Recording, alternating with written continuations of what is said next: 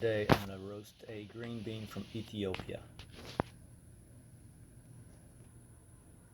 I am using my setup with an 8-cup fire sifter, a 90-degree angle drill with a variable clamp, a DeWalt heat gun, and I'm using an old turkey fryer base. I attach my 8-cup fire sifter with these springs. I just bought them from Home Depot. Attach this hook or a little clamp. Easy access. I pop that off.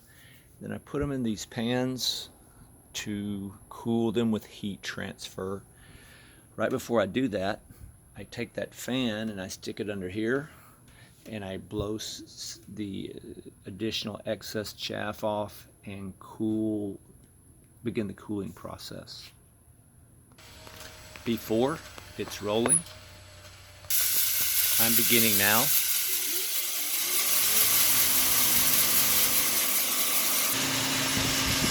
It's been right at 6 minutes and 30 seconds for the first crack. You can already see the nice color coming about. Temperature varies depending on the little laser beam hitting the bean. Right there you can kind of see the little red eyes.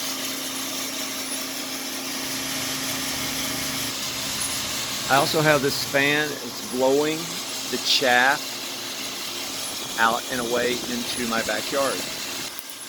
Alright, it's been about 10 minutes. It's getting into the second crack.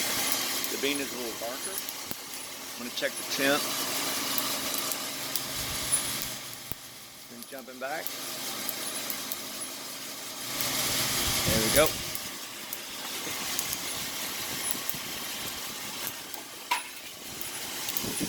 I'm going to take this off.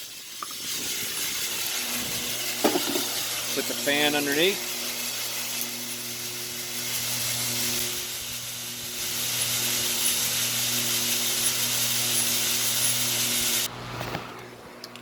I have a half a pound of beans in about 10 minutes. Let it cool here. Transfer them. And then